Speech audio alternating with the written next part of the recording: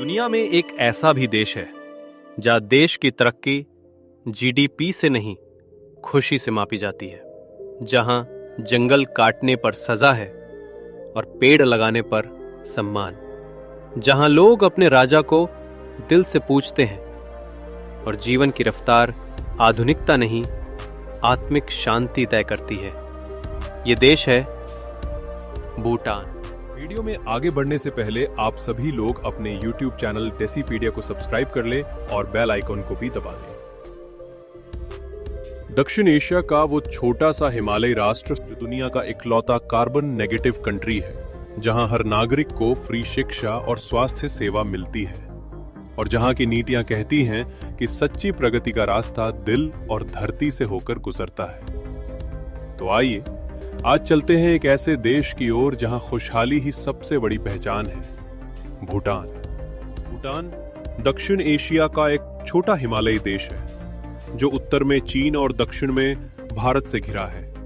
इसकी आबादी महज 8 लाख है, लेकिन इसकी पहचान किसी भी बड़े राष्ट्र से कम नहीं। भूटान की राजधानी है थिम्पू और इसकी आधिकारिक भाषा जोंगखा। इस देश का क्षेत्रफल लगभग 38,000 वर्ग किलोमीटर है, लेकिन इसकी सुंदरता अनगिनत किलोमीटर तक फैली हुई है। भूटान का इतिहास बौद्ध धर्म से गहराई से जुड़ा है। 17वीं शताब्दी में शब्द्रुंग नगवांग नामग्याल ने भूटान को एकजुट किया और भूटान में एक धार्मिक और प्रशासनिक व्यवस्था की नींव रखी। 1907 में यहां राजशाही की शुरुआत हुई।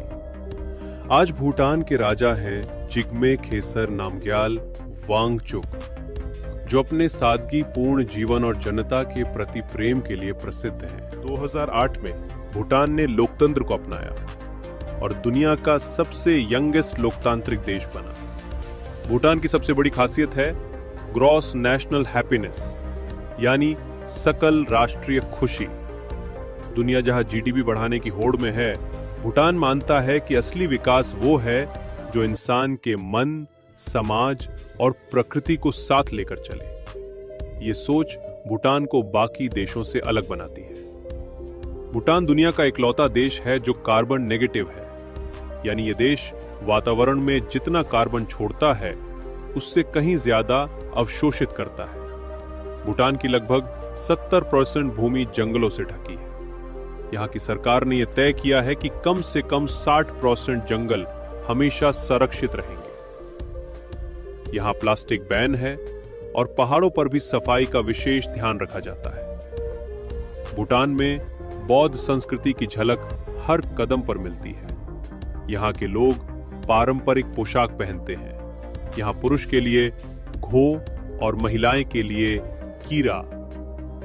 यहाँ का सबसे प्रसिद्ध स्थल है टाइगर्स नेस्ट मोनेस्ट्री, ताकत सांग, जो पहाड़ की चोटी पर बना एक चमत्कारी मठ है। इसके अलावा पुनाका जोंग, डोचुला पास, भूमथांग घाटी और फोबजिका वैली प्राकृतिक सौंदर्य और सांस्कृतिक विरासत का अद्भुत संगम है। भूटान के लोग बेहद सरल, धार्मिक और सौम्य स्वभाव के होते हैं। यहाँ की शिक्षा और स्वास्थ्य सेवाएं पूरी तरह से मुफ्त हैं। हर गांव में स्कूल है, हर कस्बे में अस्पताल। यहाँ तलाक या मानसिक तनाव की दर बहुत कम है, क्योंकि लोग संतुलित जीवन जीते हैं, जहां न दिखावे की होड़ है, न अत्यधिक महत्वाकांक्षा। भूटान में पर्यटन को भी सीमित रखा गया है ताकि पर्यावरण और संस्कृति पर असर न पड़े। विदेशी पर्यटकों को रोजाना SDF यानी सस्टेनेबल डेवलपमेंट फी चुकानी पड़ती है, जो करीब $1 से $200 तक होती है। भारतीय नागरिकों के लिए यह शुल्क कम है और यात्रा के लिए पासपोर्ट या वोटर ID ही काफी है।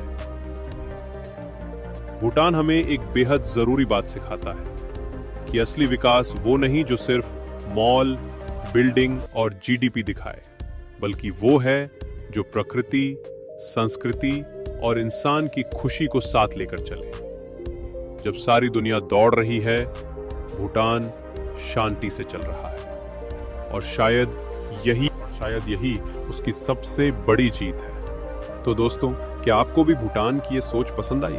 क्या आप ऐसे देश में जाना चाहेंगे जहां खुश रहना एक नीति है?